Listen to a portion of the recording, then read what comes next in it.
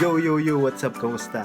So today's my new day na naman guys, and today's our new day na naman. So since wala naman tayong lakad or wala naman tayong gala today or tonight dahil gabi na, anong oras na. So bali ipiplex ko lang yung nangyari sa Weya kanina. Bago natin pag-usapan yung nangyari sa Weya kanina, bali alamin muna natin kung ano ba yung Weya.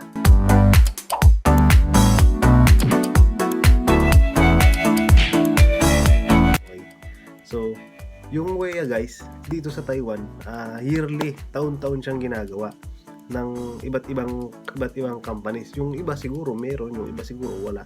Pero halos karamihan siguro guys meron kasi doon sa pinagtrabaho ko dati sa kabila guys, 3 years, kasi November ako dito, November 2015 ako dumating dito. Tapos November 2015, tapos di ko alam kung January ba o February siya, January ba o December din siya ginawa yung Weya na yun. Yung unang Weya ko na nangyari. Siyempre nagkaroon din, usually na usually na Weya na ginagawa na mayroong mga bunutan, mga ganon. So, minsan yung iba merong mga 1,000, ganon, 1,000. Tapos ano pa yun, guys, hindi pa siya total yung pera na nabibili natin kahit na ano. Yung pera na nawi-withdraw, ganun, hindi siya totaling ganun. Bali, yung gift check kasi na yun, pwede mo siyang bilhin kahit saan. For example, yung may mga pangalan kasi yun, guys, may mga pangalan kasi ng store na nilalagay doon. For example, yung gift check mo is nakalagay halimbawa SM branch, magano siya. So lahat ng SM, kahit saang SM, pwede mo siyang gamitin, walang bawas. Pero kung gagamitin mo siya sa halimbawa gagamitin mo siya sa Pure Gold, Robinson, mga ganon, meron siyang bawas. Di ko alam kung magkano yung bawas niya dito kasi sa Taiwan. Yung gift check kasi na yan, kapag binili namin yan sa store na ang 500 namin magiging magiging 440 or 460, hindi ko matandaan kung magkano. So yun, so taon-taon yun guys, meron akong ganon. So yun, balik nga tayo dun sa Weya. So bali yun nga, para sa akin yung Weya, para lang siyang para siyang pa-Thanksgiving ni Lopan. So yung Lopan, siya yung boss namin, yung Lopan, Laupan, tawag namin doon, Laupan. Yung para siyang pa-Thanksgiving ni Lopan sa taon na dumaan, mga ganun, taon na naging ayos yung trabaho, naging okay yung trabaho, mga ganun. So, taon-taon yun, may ganun siya. Taon-taon meron siya mga ganun. Tapos may mga parapol. Yan, yung hindi mga nawawala, mga parapol na ganyan. Merong mga nananalo ng 15,000, 13,000, o malaking halaga, napakalaking halaga ng mga ganung pangyayari. Then after no, syempre, yun nga. So doon na tayo sa nangyari sa kanina. So doon na tayo sa Weya namin nangyari. Actually kasi pagkagaling namin sa trabaho, out kami ng 5 ng hapon, tapos aalis kami ng alas 6, 6:30, papunta nga dun sa Weya, sa parang ano tawag doon, sa reservation. Yun na yun. Basta ganun na yun. Basta pupunta kami dun, nakakainan na, nandun na kami.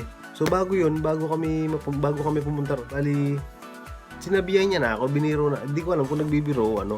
Sabi ni Ai, pagka daw may bunutan, pagka nabunot niya raw yung 8,000, bibigyan niya raw ako ng 1,000, sabi niya sa akin.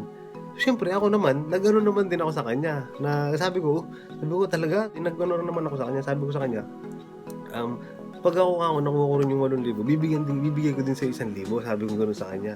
Siyempre, alam ko kasi, nagbibiro siya, alam ko kasi, nagbibiroan lang kami, pero, nung nandoon na kami at nabunot niya nga yung 8,000, binigay sa akin yung 1,000. So yun nga, siyempre, binigay niya sa akin yung 1,000, alangan naman tanggihan ko pa, di ba? Siyempre, ibinigay niya yun, baga parang ano yun, baga, di ko alam kung bakit, nasabi niya na gano'n, nagbiro siya ng gano'n, tapos bigla, totoo pala. Hindi ko alam kung bakit. Siguro dahil na lang siguro sa napapakita natin sa kanila na kabaitan, o napapakita natin sa kanila na makabaitan o kagandahang loob, kasipagan, mga gano'n siguro. Dahil siguro doon, nagiging sila, nabibigay nila sa'yo kung ano yung meron sa kanila. Actually, di lang naman kasi nabigyan pa ako ng bigas Nabigyan ako ng bigas. halos araw-araw na papasok ako yun. Meron akong almusal, dala-dala nila. So, sasabihin nila sa akin, minsan sasabihin nila sa akin na, bukas, huwag kang bibili ng pagkain. Tutulungan na lang kita bumili. Dito ka na lang kumain. O, siyempre, papasalamat ka. O, salamat, salamat. Sisi. Mga ganun-ganun. Then yun nga. Ito nga yung binigay sa atin kanina. So, yun nga. So, ito yung binigay sa atin kanina. Maaga yung aginaldo ko. Maaga yung ampaw siya, ampaw. Parang tawag dito, ampaw to eh. Pero hindi ko alam.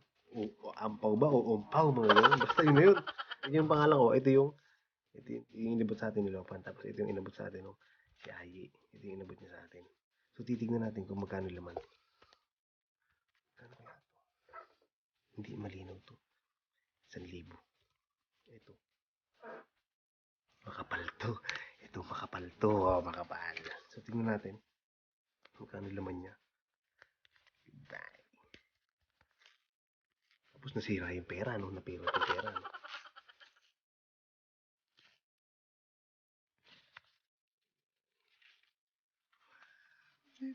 Wow!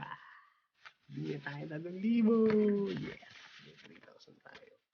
Ito yung binigay ni Ayi sa atin.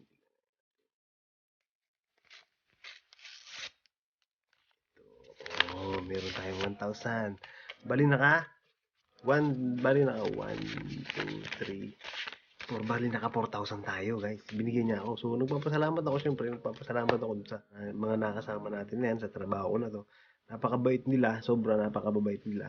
Maraming maraming thank you kasi hindi ako napunta sa iba kasi mag-isa lang akong Pilipino, guys. Mag-isa lang akong Pilipino dito sa trabaho ko ngayon. So, yun. Siyempre nagpapasalamat ako kasi hindi nila ako tinuturing na parang ibang tao sa kanila. Kasi ano nila ako parang nila akong parang kung ituring ako dito ng mga kasama ko dito kasi matatanda na yung mga kasama ko. Kung ituring nila ako dito, parang nila akong anak mismo. Anak ko, pamangkin, parang gano'n. Mabait sila, guys. Family business lang to. Yung trabaho ko ngayon. Siyempre, mabait sila. Yun nga, tulad nga nung sinabi ko kanina. Sobrang mabait nila. At nagpapasalamat ako doon. Alam nyo guys, wala akong overtime 1 week. 1 week akong walang overtime. So, dahil dito sa 4,000 na natanggap ko na to sa weyang ano yan, parang, siyempre, nabuhayan ako. Siyempre, naging masaya ako. Kasi, nagkaroon ako ng ganun. So, yun guys, sana nagustuhan nyo yung video natin. Sa mga darating pa na way dyan, sa mga kasama natin dito abroad sa Taiwan. Good luck sa inyo. Sana makatanggap din kayo ng blessings katulad ng natanggap ko. O mas higit pa na blessings bukod sa natanggap ko. So yun guys, hanggang dito na lang yung video natin guys. Sana nagustuhan nyo. Maraming salamat sa mga nanonood. Hanggang dito na lang. Thank you!